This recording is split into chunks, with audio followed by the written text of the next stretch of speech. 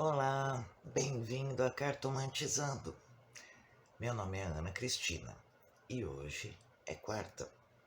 Hoje é dia de mitos e verdades. E o tópico de hoje é: o sacerdote é um santo? Não vou começar a causar polêmica aqui não. Se você não me conhece, eu não gosto de causar polêmica. Eu até tenho uma opinião muito bem formada, gosto de debater minha opinião, mas não curto polêmica. Tá bom? Então a ideia aqui não é julgar o sacerdote, julgar as pessoas. É mais uma questão de como é que as coisas funcionam, né? A gente tem sempre por princípio de achar que o sacerdote tem que ser perfeito, ele tem que ter um santo, que ele tem que ser um santo, que ele tem que ser a imagem de Deus sobre a terra. Ok, em tese, o trabalho dele nessa vida é tentar se aproximar o máximo possível dentro de cada religião. Mas na prática a gente tem que lembrar de uma coisa essencial. Ele é tão humano quanto qualquer um de nós. A gente vai ter que lembrar aqui que o único que viveu como humano sobre a face da terra e que não errava, nós mesmos colocamos ele na cruz com 33 anos de idade. Então, não tem ninguém perfeito na face da terra. Todo mundo tem defeito. A gente veio aqui para aprender. E a gente aprende errando, infelizmente. Tem gente que consegue aprender pelo exemplo, mas tem gente que só consegue aprender errando. Eu aprendi muito errando. Pelo exemplo, pouquíssimas vezes. Eu não sei você, mas aí é uma análise que você tem que fazer de você com você mesmo. Por que eu estou falando disso hoje aqui no Mitos ou Verdades e o que isso tem a ver com cartomancia misericórdia? Olha só, na verdade, a cartomancia também é uma forma de sacerdócio. Padre, pastor, pai de santo, enfim, cada sistema de crença vai ter uma pessoa à frente.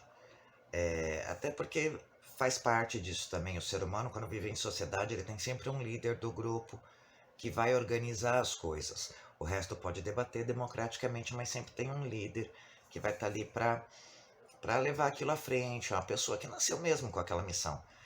É uma missão linda, mas extremamente difícil, né? Porque até mesmo antes dele poder ajudar qualquer pessoa, ele tem que se ajudar, né? E aí a gente tem os dois lados da questão. A gente tem o sacerdote que pensa que nasceu com esse dom. Veio com o dom e tá tudo certo, ele pode fazer o que ele quiser porque ele é um enviado de Deus. E já que ele está dedicando a vida dele para isso, então não tem problema nenhum ele fazer o que ele quer da vida dele, porque ele está abrindo mão de uma vida para cumprir uma missão, então ele pode fazer o que ele quiser. E tem, hein? E tem quem vem com essa mentalidade. Não tô aqui julgando, não, mas já vi. Já vi. Tem aquele que é humano e que faz o melhor que ele pode, que eventualmente erra. Tem também. E tem aquele que tenta não errar ao extremo e quando erra, enfim, embaixo do tapete. Tem também. E quem sou eu para julgar o sacerdote? Ninguém, né? A gente vai tirar já como exemplo o professor. O professor era um antigo sacerdote, né? Desde de quando se criou uma forma de educação, os pais sempre colocaram seus filhos para aprender com quem? Com quem tinha conhecimento e quem tinha uma índole. Antigamente existiam até algumas regras bem rígidas com relação a professor, que ele podia ser mandado embora se ele fizesse alguma coisa fora do quadrado ali das normas de conduta, de moral da sociedade da época. Ai, que absurdo. Não era essa a ideia. A população tinha a ideia de que para ensinar o meu filho, ele tinha que ser perfeito. E ninguém era. Então a pessoa tinha que ter um cuidado maior com o que ela fazia da vida, porque ela era exemplo para as outras crianças. Aí nós temos duas ocasiões hoje. Eu tenho a turma que veio achando que não, eu faço o que eu quero da minha vida e que se dane o que o outro acha da minha vida e esquece que é modelo de comportamento. Desculpa, se você tem uma missão de ser professor, você é modelo de comportamento. O que você fizer, seus alunos replicam. A história do faço o que eu falo, não faço o que eu faço, não existe, né? Não é assim que funciona. Se você é um educador, se você é um professor, você sabe disso, você estudou isso. Você sabe como funciona. Não estou aqui para te julgar, mas é assim que a banda toca. Por outro lado, eu também tenho uma cobrança excessiva dos pais. Quer dizer que os professores de antigamente não erravam e os de hoje erram? Não. Quer dizer que antigamente não tinha câmera fotográfica em tudo que era celular? Não tinha celular. Ninguém ficava andando atrás do professor. Se ele fazia alguma coisa, ele fazia muito bem escondidinho. Se ele tomasse umas guaraná a mais, ele conseguia, a família conseguia abafar aquilo ali. Na pior das hipóteses, ele mudava de cidade, né? Hoje, se o professor espirrar mais forte, já tem alguém filmando em sala de aula. É o seu erro em tempo real, esfregado na sua cara. É difícil. A mesma coisa acontece com o sacerdote. Por que eu estou mencionando essas duas situações? Porque são duas situações bem graves que vão lá para a população geral, né? Eu tenho, na questão do professor que eu trouxe à tona aqui como exemplo, porque tem muito a ver com sacerdócio, até porque todo sacerdote é um professor. Eu tenho os pais cada vez mais empurrando o sistema educacional para os professores, e quando eu falo em sistema educacional, não estou falando de conhecimento, não. Eu estou falando dessa parte de moral mesmo, sendo que isso aí é um aprendizado que se traz de casa, né? Pelo menos na minha época. Era em casa que eu aprendi a ser educado e respeitar as outras pessoas. Não era na escola. A escola eu ia lá para aprender português, matemática, história, geografia, assim, era isso que eu ia fazer lá, né? Então essa inversãozinha de valores andou prejudicando e muito, né, o sistema de ensino, porque o professor tem dois trabalhos, o de educar a criança e depois de passar o conhecimento. E a questão do sacerdote virou uma coisa muito louca, é tipo assim, as pessoas deixaram de ter fé em algum sistema de crença ou mudaram de um para o outro por causa do sacerdote. Olha, eu vou levantar uma bandeira aqui, não quero brigar com ninguém, cada um tem a sua forma de pensar, mas assim, desculpa, o, o sacerdote não é perfeito.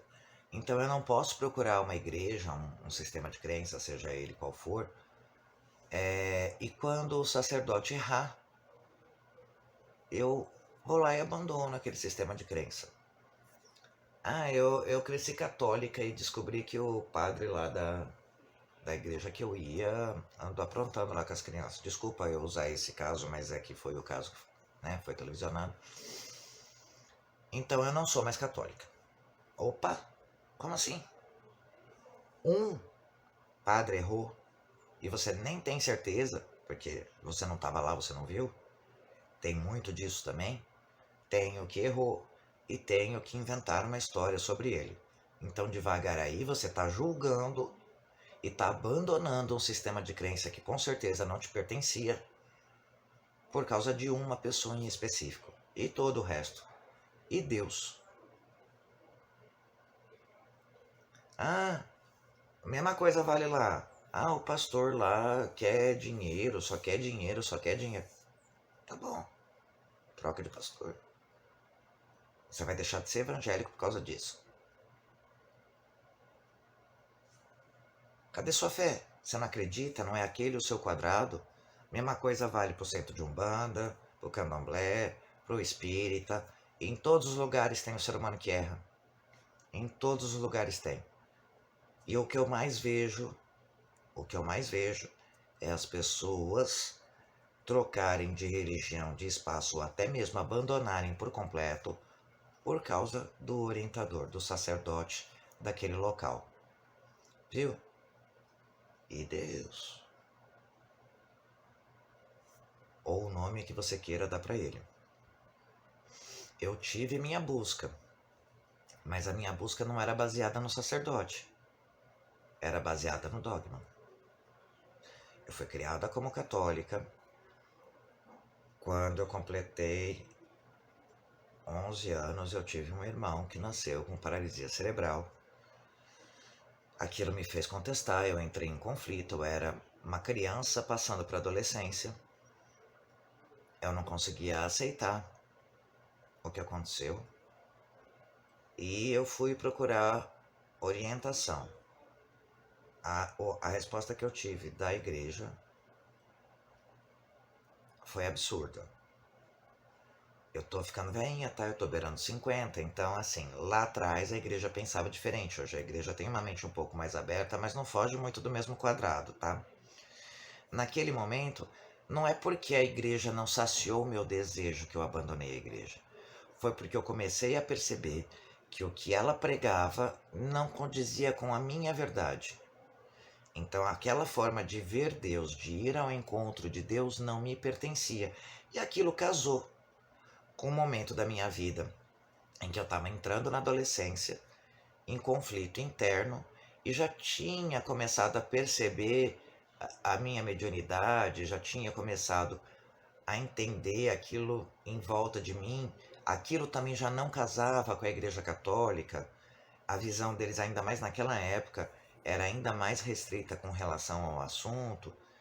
Então, eu sabia que eu não era esquizofrênica, eu sabia o que eu via, o que eu ouvia, e aquilo tudo começou a não entrar mais em sintonia. Então eu fui buscar onde estava essa sintonia. E de cara foi com a ajuda da cartomancia, né? É porque foi a primeira coisa, o primeiro canal de comunicação que eu tive. Eu tinha 12 anos quando eu entrei em contato com esse universo mágico, e a partir dali a minha busca seguiu. Dali para frente eu andei em muitos lugares e em nenhuma ocasião eu deixei de frequentar o lugar em função do sacerdote que estava à frente. Até teve situações em que eu dei de cara com o sacerdote que eu me choquei. Mas não foi por isso. Eu procurei um outro lugar que eu queria conhecer. Eu queria saber se aquele sistema de crença conversava comigo. E eu tenho até que agradecer, porque eu encontrei muito cedo. A minha busca não durou tantos anos assim. Com 20 anos eu já sabia o que queria, onde eu estou até hoje, inclusive. E eu sei que o meu sacerdote não é perfeito porque ele é humano, mas dentro do meu sistema de crença eu não podia ter escolhido um sacerdote melhor. Então, a, a própria espiritualidade vai te guiar, o teu coração vai te guiar para o teu lugar, porque todo mundo tem um lugar. Não existe falso Deus, né? Deus é um só. Não importa o sistema de crença, ele é um só. Não importa se eu chamo ele de Ra, não importa se eu chamo de Olodumare, Olorum, não importa o nome que você dá para ele. Ele é um só. Quando a gente fala em deuses, eles não são deuses, são anjos, são santos, são guias, são orixás. Eles não são Deus. Deus é um só. O restante são mensageiros, são emissários. Eles precisam estar ali para que todo o resto flua, né? Então, por que eu falo muito forte desse negócio de sistema de crença e do sacerdote não poder te tirar do sistema de crença? É assim, desde muito cedo eu tinha, eu via, eu chamo Zezinho, tá, gente? Eu não sei o nome da criatura, eu tô vendo que tá zanzando por ali, eu não sei quem é, eu sei que tá ali, algumas vezes eu até sei, cheguei a ver Zezinho conhecido, mas eu coloquei o nome de Zezinho porque eu não sabia quem era.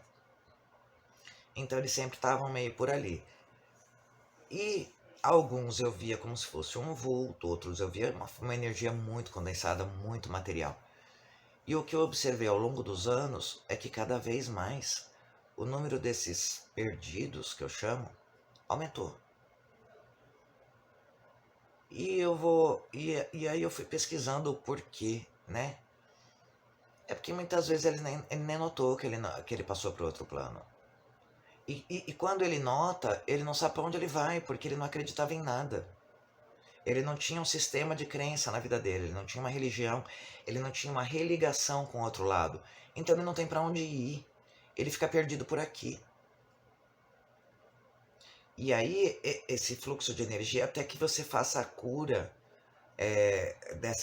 dessa pessoa, para que ela possa ser encaminhada para o lugar de destino, para ela dar continuidade na evolução dela, é muito mais trabalho, né? Não que não tenha espíritos trabalhando para isso, entidades, orixás, guias, médiums, tem uma infinidade deles trabalhando e eles não param, sempre tem muito trabalho. Mas se eu posso, durante a minha vida, procurar me situar, encontrar o meu meio de me religar com o plano superior, por que é que eu vou esperar eu morrer e eu ficar perdida por aí, para então eu ter que ser salvo? Gente, que despropósito. Ai, mas eu não encontrei, Ana, uma religião que, que eu me sentisse à vontade. Você procurou? Você procurou mesmo? Você foi batendo de portinha em portinha e vendo em qual você ficava confortável? Você estudou para saber o que cada uma pregava? Porque às vezes você nem precisa ir num culto ou numa sessão. Hoje em dia a gente tem a internet.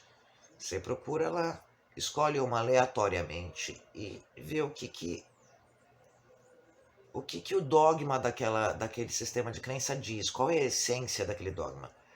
É assim, a profundidade você não vai ter ali, mas o esboço você tem. E a partir desse esboço você consegue ver qual que é aquela que falou mais com o seu coração. Aí você procura o lugar e vai para ver como é que o seu espírito se sente lá dentro. Faz uma oração para Deus, pede para Ele te encaminhar para o lugar certo. É tão importante isso, gente. Vocês não têm noção do quanto isso é importante. Ah, mas eu não quero mais ir em lugar nenhum, eu me basto, eu sozinha converso com Deus. Tá, mas eu vou dizer uma coisa para você, sozinha é mais difícil. Porque sempre tem um momento em que você vai passar por uma dor profunda. E os sacerdotes, os emissários, eles existem nesta vida justamente para isso. Para o momento que você está atravessando um difícil, você ter uma rede de conforto, você tem uma corrente do bem no seu entorno. Isso vale para qualquer sistema de crença, gente. Quando você sabe, quando você está no seu quadrado, você tem uma orientação, você tem uma constância daquilo e você tem uma vigilância para não errar. Tem o coleguinha que vai tomar conta da sua vida? Tem, esse tem em qualquer lugar. Mas tem aí na sua vizinhança também. Tem o colega de trabalho, tem aquela amiguinha que você tem de estimação, que você sabe que não era bom ter, mas mantém ela ali. Esquece. Em todo lugar vai ter. E às vezes, se você não tem, é porque você é a criaturinha, desculpa. Então, assim como o sacerdote está em evolução, a gente também está. Então tá na hora da gente buscar essa evolução. Ah, eu ainda tenho muito para errar.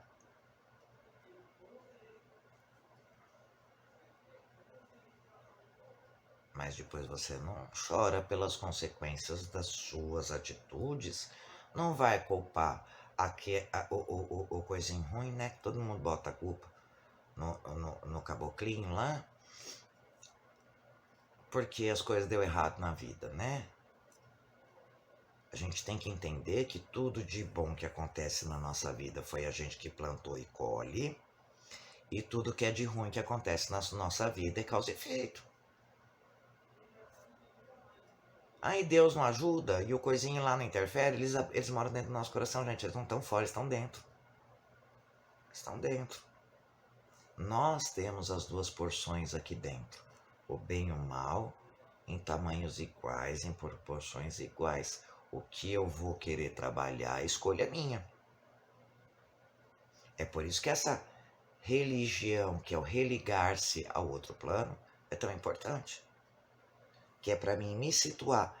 E não é para norma de conduta moral, nem nada disso. É para mim saber o que é certo ou errado para mim. Porque Porque não é o outro que vai dizer o que é certo e errado para mim. Sou eu. E qual que é o princípio para mim saber o que é certo e errado para mim? Se a Mariazinha fizesse aquilo comigo, ia ser bom ou ruim? Ia ser bom. Então eu posso fazer isso para Mariazinha. Se a Mariazinha fizesse isso ou aquilo comigo, ia ser bom ou ruim para mim? Isso é ruim. Então eu não posso fazer isso com a Mariazinha, nem com o Joãozinho, nem com o Zezinho. Isso é certo e errado. Agora, se eu quero fazer mal pro coleguinha, eu tenho que aceitar que o outro colega, ainda que não seja esse, o outro vai fazer.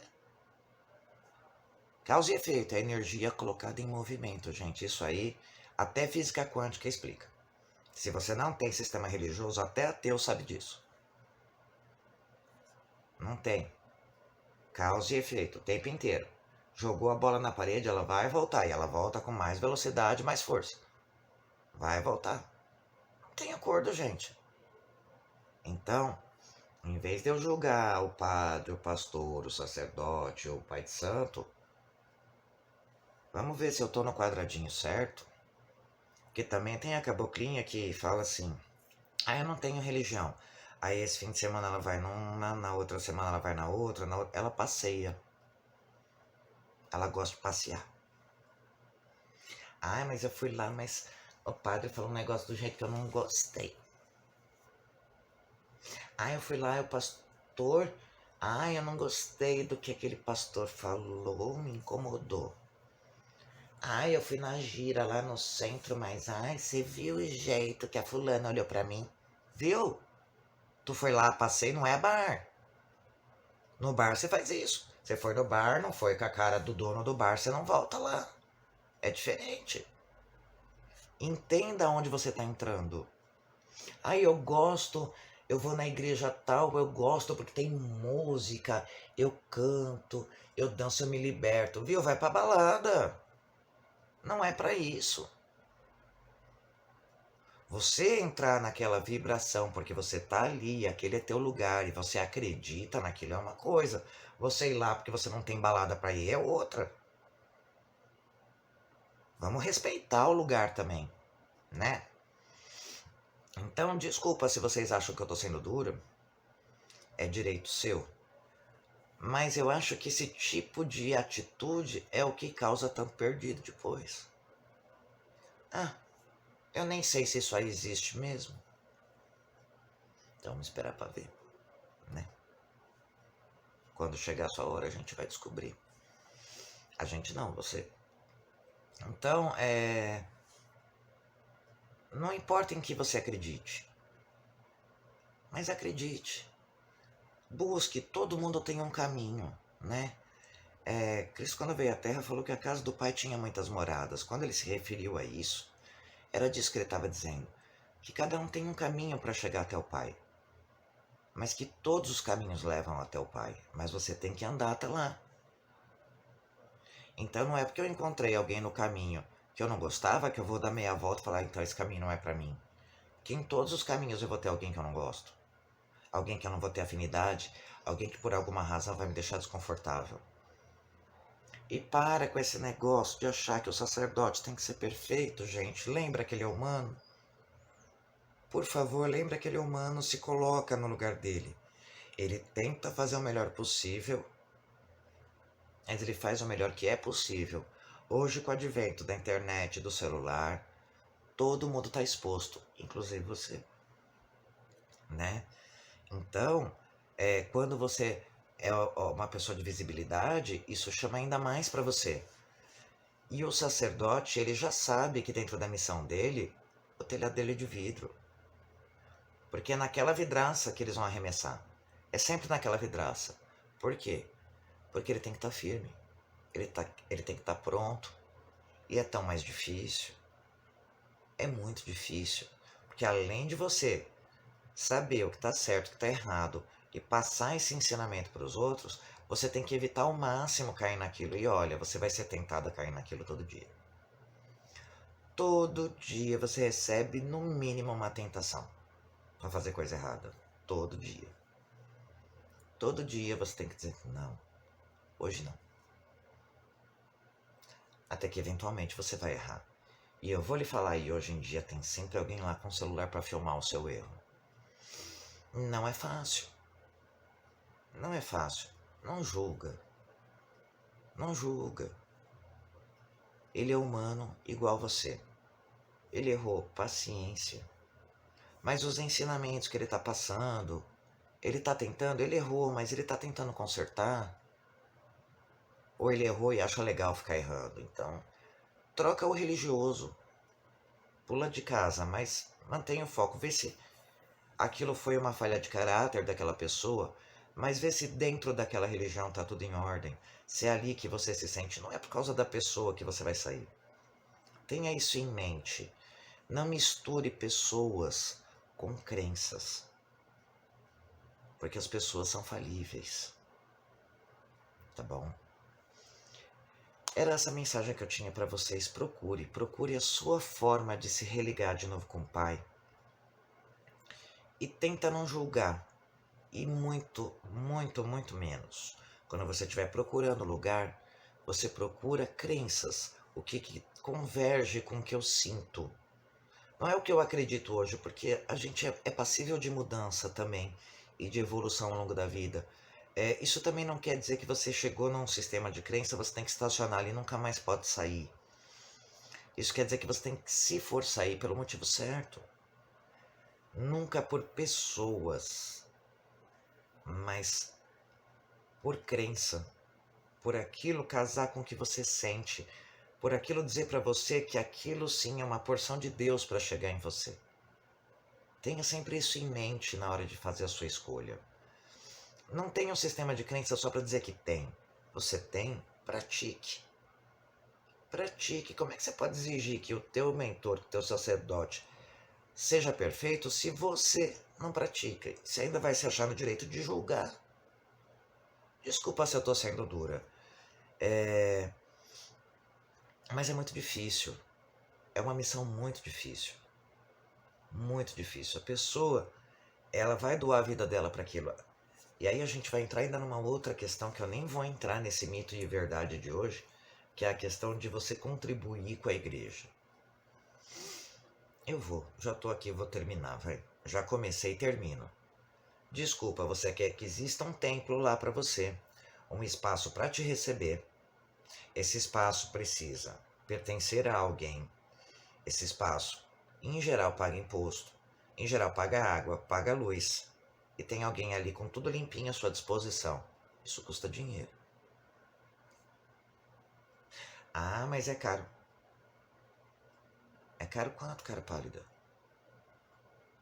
E eu tenho certeza que todo lugar religioso precisa desse dinheiro para se manter aberto para você. Na hora que você precisa estar lá. Porque é que você não pode tirar um pouquinho do que você ganha e ajudar a contribuir para aquilo continuar estando ali. Aí eu não vou dar meu dinheiro, então tá, então não venha. Portinha fechada. Eu acho engraçado. O mesmo caboclo que é o que mais reclama de ter que pagar qualquer tipo de contribuição para qualquer tipo de igreja. Eu tô falando de qualquer uma, tá? Vai desde a católica, o cara pega uma moeda lá e joga dentro da cestinha, que eu já vi.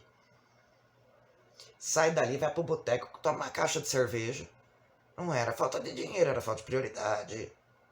Mas que ele quer a igreja lá, bonitinha, aberta pra hora que ele tá com vontade de rezar ou conversar com alguém, ele quer. E quem é que mantém aquilo lá aberto? Quem é que sustenta aquilo lá? A mesma coisa vale lá na igreja evangélica, a mesma coisa vale no centro espírita. É que o centro espírita, como tudo é doação, eles têm um princípio um pouco diferente, de que eles não cobram nada. Mas eles fazem eventos de caridade, bazar da pichincha, coisa para manter, né?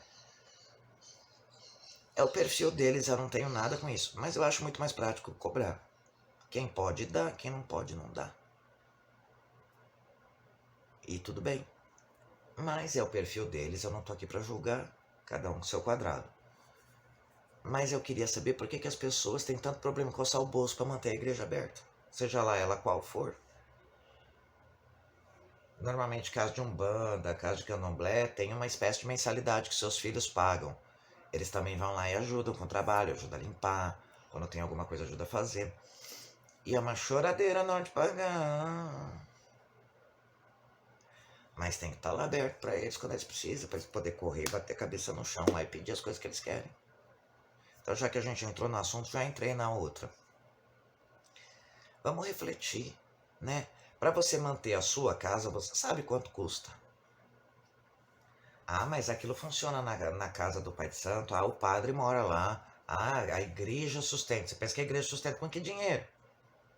Ah, o pastor cobra dízimo. Gente, dízimo é bíblico. Tá lá na Bíblia.